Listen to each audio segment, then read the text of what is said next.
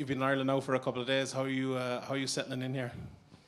It's been good. I've enjoyed it. Everybody's been nice to me, and haven't been, at night I get to walk around a little bit, but for the most part it's been just kind of sleeping, training, getting the weight down, and everything's good. Everybody's nice to me though.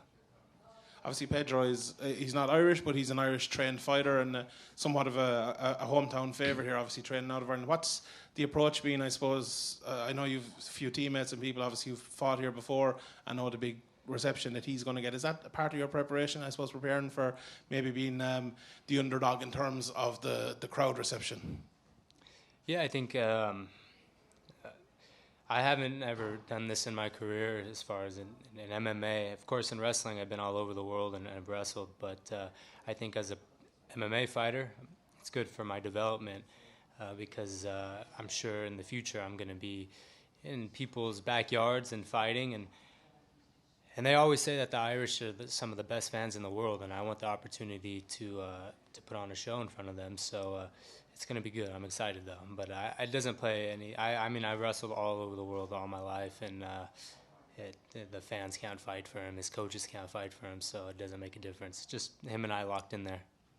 Obviously, you mentioned the word development there, and you're almost a case study for development in mixed martial arts. Maybe being thrown to the wolves a little bit early, but then coming on and becoming one of the top fighters in the world over your last few fights. If you're like, let's say, someone like a Bo Nickel now coming through, or other younger fighters coming through that are top prospects, like you are and obviously still are, what would your advice be to them? Like, would it be to take it slow? Would it be to go straight at it and from the very start and aim for the top at the very start? Or what would your advice be? Yeah, my advice would be is to develop, and I mean, there's no rush to. If everybody looks at John Jones and is always like, I want to be the youngest, I want to do this. I mean, but that's an exception. That's one guy, and you have to just take it. Your journey's different. I kind of made that mistake early on, was saying I want to be a champion early on, but this game is evolving so much, and everybody's good. There's no rush. You'll be champion in due time when it's the right time for you. Like I said, just take your time, the right fights, and because it's a pain in the ass to get your confidence back. I mean, for me, I had to really dig deep, surround myself with good people, and come back, because my confidence was shot for a long time, and it's coming back for sure. Obviously, you had another bit of a setback then. Obviously, it was a shoulder injury, so maybe something a little bit different. And then you had the performance last time. You said afterwards that maybe you weren't as happy with that performance as the ones in the past.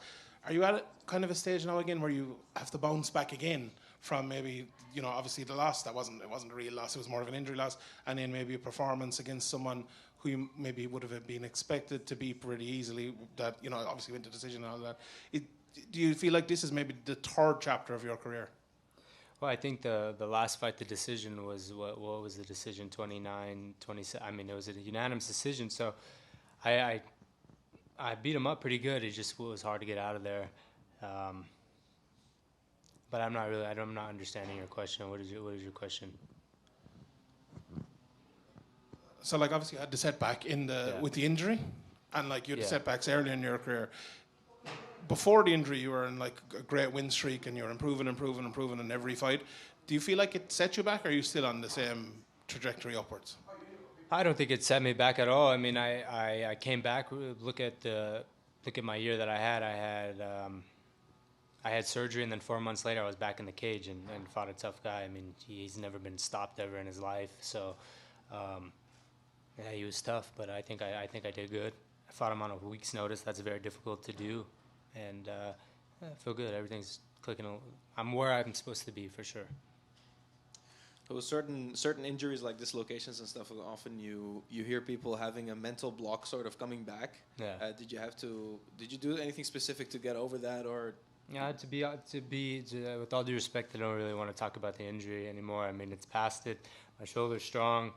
I just fought a couple of months ago, and God willing, it stays in. But if I have that in my mind, there is no mental block. I proved in my last fight that I threw with my left hooks as much as I could, and landed some hard shots. So my shoulder's strong.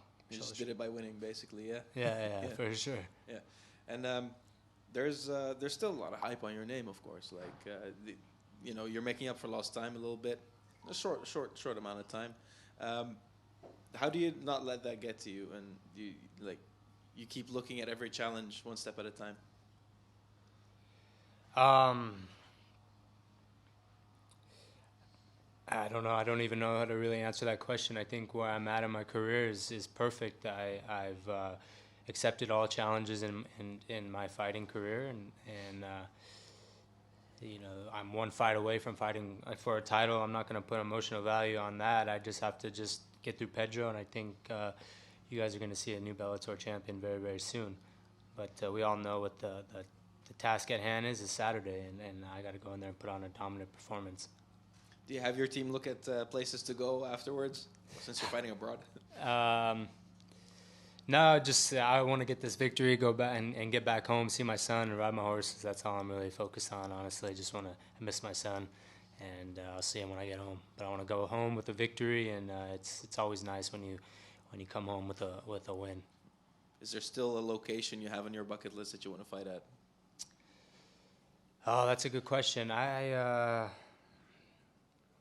don't know. I like fighting. I want to go back to Madison Square Garden. That's where I want to go. I'm 0-2 there, and I want to redeem myself and get a victory in Madison Square Garden. That's on my bucket list. Yeah. Rick? Hi, Aaron. Rick Wright, Albuquerque Journal. How are you? I'm doing well. How are you? Good, good. Jackson Wink has spread kind of thin this weekend, at least geographically. You got Michelle and Dan Argueta fighting in Vegas, and you in Dublin. Who's over there with you? Who's cornering for you on Saturday?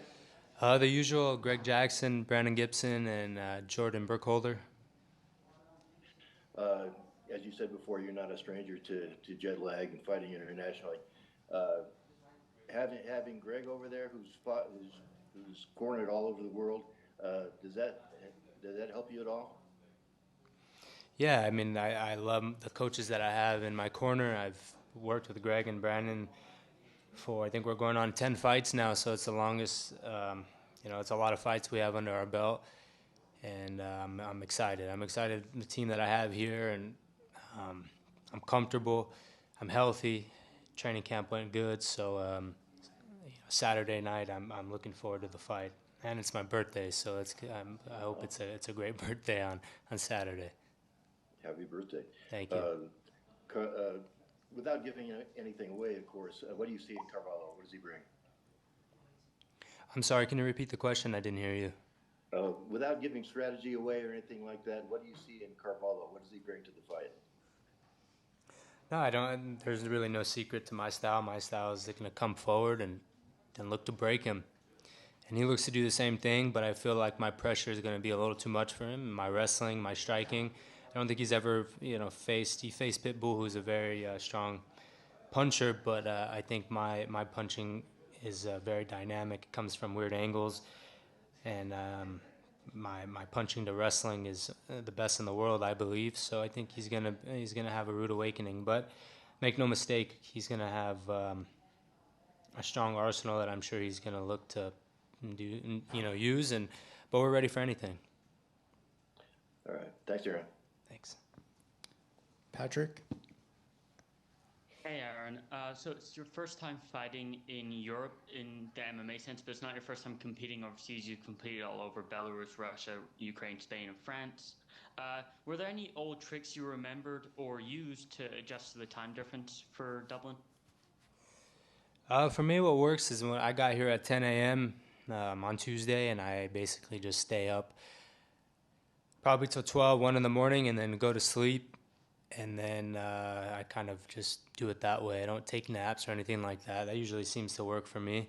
Stay up as long as I can and get adjusted to the time. But I've wrestled all over the world, and I've flown in 2 days before and wrestled in a different country in the World Championships, and always done very, very well. So I don't really pay too much attention about jet lag and stuff like that. A fight is a fight, and whether I feel good or not, I got to go in there and win. That's not an option. So if I don't feel good on Saturday, then you know what? I don't care. I got to go in there and fight and make myself feel good. So I don't use that jet lag or anything like that as an excuse. It is what it is. Feel good on Saturday and fight. And Matt Burnell said a couple hours ago that he would be interested in an interim title with Pitbull being out. Would you be interested in such an idea? Who said that he would be interested in a interim title? Matt Burnell. I mean, of course, I want to fight the champion. I want to fight Patricio. That's who's the champion.